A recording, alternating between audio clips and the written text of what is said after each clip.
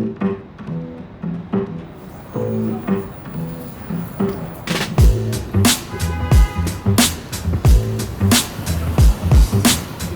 York City is a beacon. Writers, schemers, and dreamers come to these concrete canyons to carve out a little piece of the American dream.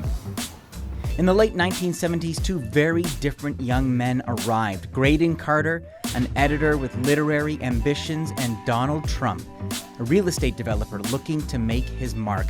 Both outsiders, one raised in Ottawa, winters playing shinny on frozen ponds, the other son of a developer from Queens. That's the toughest journey you can make because Manhattanites are snobby about the other boroughs. As Trump's New York City empire began to grow, Graydon Carter was there, chronicling it in the pages of Spy magazine and then as the editor of Vanity Fair. Two different paths, but often intertwined. I mean, he pretends like he's masculine, but the masculinity doesn't involve bullying or whining, and he's a chronic bullier and a chronic whiner. That was evident back then, but it's like on steroids now. As Trump's shadow grew larger, Carter had a front row seat, and when he needed a refuge, he created something very different from Trump's golden apartment in the clouds. In the Village, you'll find Carter's restaurant, the Waverly Inn. Don't be fooled by the humble exterior. Step inside and a warm glow welcomes you. Behind the booths, a mural filled with iconic Americans, Brando, Dylan, Baldwin, and Warhol. But where's Trump? Right there, at the top of the menu.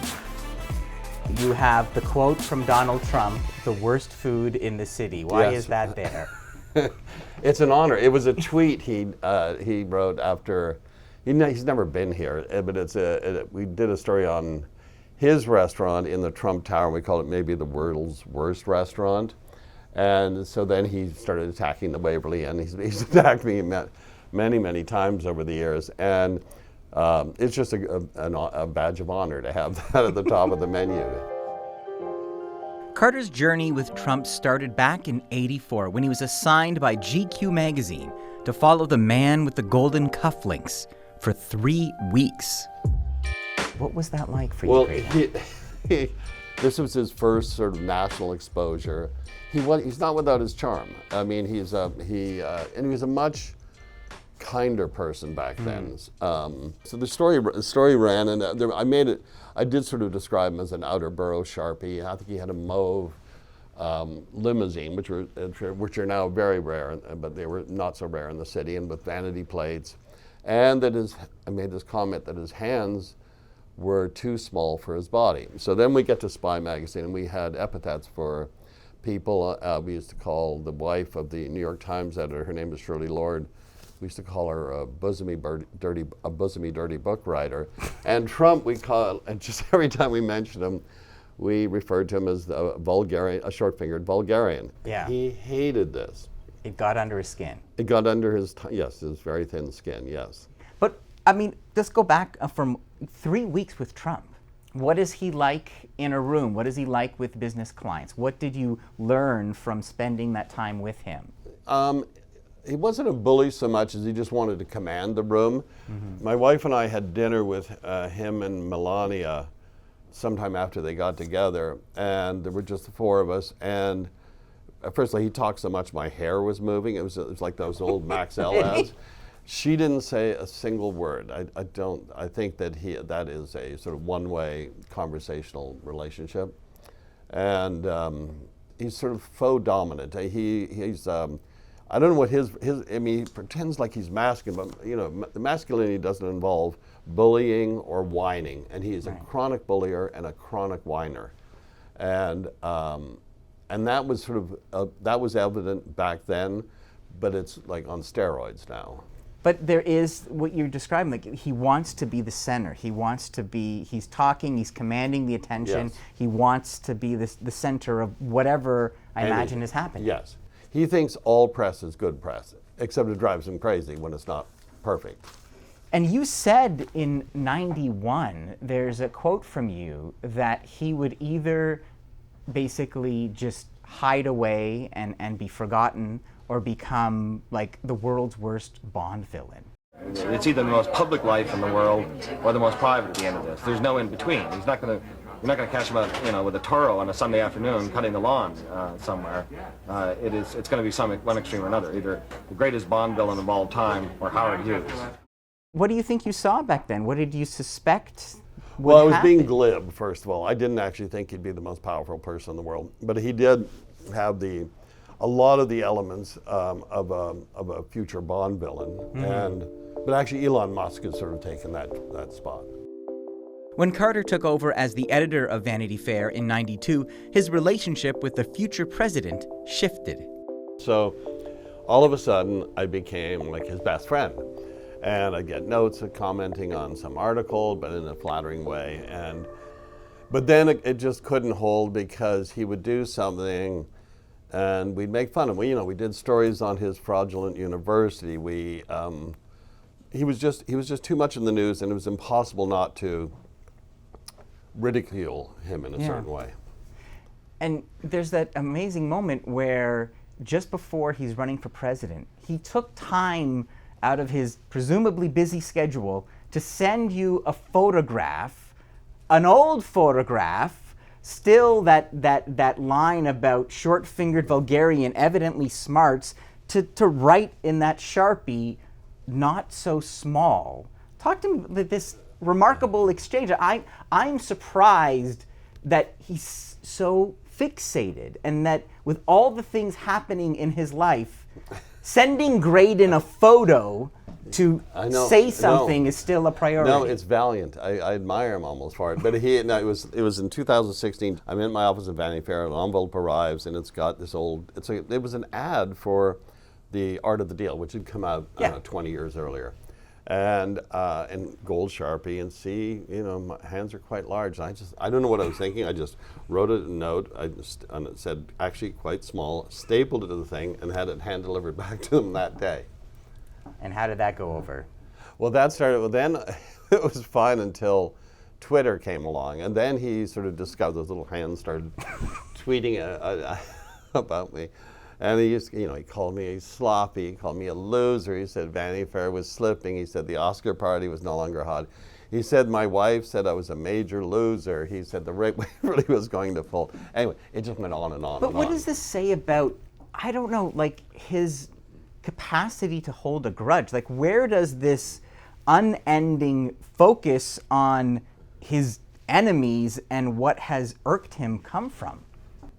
I have a feeling that when he came to New York, it's funny that coming from Queens is actually a lot further than coming from Vancouver in a strange way. Queens that's the toughest journey you can make because New Yorkers, Manhattanites are snobby about the other boroughs, less so about Brooklyn obviously now.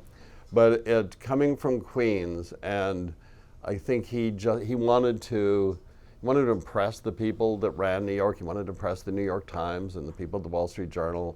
I think he just wanted respect. It's great to be at Trump Tower. It's great to be in a wonderful city, New York. Flash forward to 2015, Trump launched his presidential campaign. And I said, you know what I'll do? I'll do it. Because a lot of people said he'll never run. Number one, he won't want to give up his lifestyle. They're right about that, but I'm doing it. But what prompted him? Some think it was a moment at the White House Correspondents' dinner a few years earlier, where Carter was watching. You have the comedian and you have the president, and they're supposed to be, the comedian's supposed to rib the president, and the president's supposed to rib the press. Well, they both went after Trump during this period, and Seth was really funny, and Obama was brilliant. Say what you will about Mr. Trump, he certainly would bring some change to the White House. Donald Trump has been saying that he will run for president as a Republican, which is surprising since I just assumed he was running as a joke.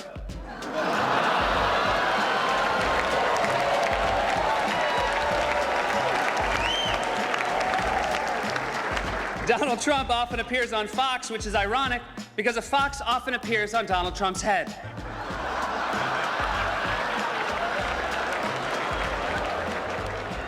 And I was sitting maybe 10 feet from Trump, And you can just see him seething this whole time. You're supposed to laugh at these things. Sure. You're supposed to, when you're the It's a subject. roast. It's a roast. Anyway, so that people say that's when he decided to run for president. I have no idea. I mean, you understand how he takes affront. Do you think there could be some truth to that? Possible, yes. I mean, you were watching him possible. as people are laughing at him. He had mentioned to people in the past that he might run for president, but most people just thought it was a joke. I mean, what does it say? And now the joke's on us. As the editor of Vanity Fair, Trump was just part of Carter's coverage. For 25 years, his magazine broke stories and elevated stars with its glossy Hollywood covers. After he stepped away, Carter still missed making and breaking those stories. Here in the Village, you'll find what he did next. Airmail, part a throwback, a newsstand with a collection of, yes, physical magazines.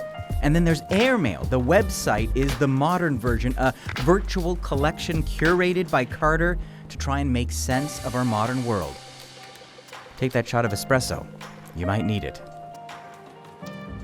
A big part of what made Vanity Fair special inside the cover, not just the famous faces, wonderful long-form journalism. And I'm thinking about right now where, like, just today we're talking about, oh, did you hear the latest headline? Trump said this, Trump said that. What do you think, Graydon, we lose now that we don't have that ability to kind of step back and take a wider look? It feels like we're just constantly reacting and reacting. No, I think that is a problem. There are a number of magazines still do it in a great way, like, The Atlantic, New York, the New Yorker in this country, and the newspaper. I mean, the New York Times has been incredible during this period, and as has the Wall Street Journal. So it's there, and the thing is, it's harder. But then the Trump administration, it's like trying to get a cup of water from a fire hose. So if you're an editor now, say at The Atlantic, which is a monthly, although it breaks stories on a daily basis, if you assign something about the Trump administration now, it's going to take, say, 3 or 4 months to report.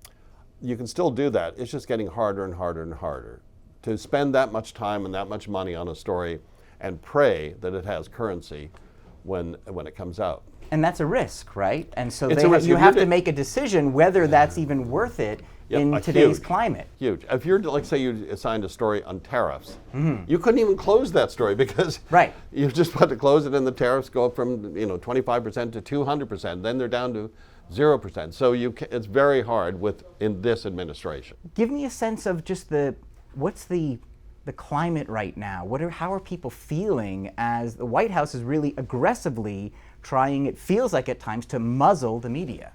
Well, it's a tough time, and if you go back to sort of Nixon's day, a lot of the news organizations were owned by families, or they were a company just unto themselves.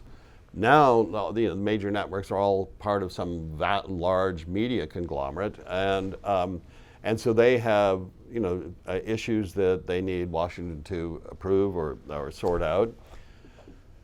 And so that makes it different, and the editors, except for, like the New York Times, the editors of a lot of these places, or the people who run the news organizations, they have corporate masters now that have more complicated issues than they did, say, 60 years ago. It's a terrible time. And is that affecting the journalism? Is that affecting their ability to tell stories, or the stories they choose to tell or not tell? It can't not affect them. I mean, at some point, it's impossible not to self-edit a bit. Although New York City is home, Canada is never far for Graydon Carter. He says it's not only where he's from, but now, more than ever, who he is. As a Canadian, I'm looking at your Order of Canada pin. How do you... I wore that for you and for the TV. We appreciate it. No, I've been wearing it for the last 3 weeks. Before that, I thought it was too ostentatious. But now I'm wearing it on my pajamas for, just so I can impress my wife. Because you're proud. Because I'm proud, yeah. And when you hear the 51st state, when you hear him talking about erasing this imaginary artificial line, talking about this artificial line that separates our two countries. Well, first of all, I think having America be the 11th province is a much better idea. And I would love, he's got to learn the lessons of history. Hopefully, if he does decide to take over Canada, he won't do it in the winter. I mean, Hitler made that mistake in Russia. Yeah. I mean, Canadians can handle the cold a lot better than Americans. The last thing we're here for, Graydon, and maybe it's a mission impossible, is I guess just some advice in terms of, as someone who has seen the rise and fall and rise of Trump. There a lot of people north of the border are trying to figure out how do we deal with this guy? Like, what have you learned in terms of how to confront Trump, or what really motivates him? Well, I think he took a good first step. I think Mark Carney, I've only met him once, but he has a wonderful, an incredible resume and a very wry sense of humor. In a duel of wits with Trump, he'll destroy him. And I think Canada's doing all the right things. I think that it has brought the country together. It's done wonders for the Liberal Party and for liberal democracies in Europe. This too will pass. You believe that? Yeah, oh yeah, 100%.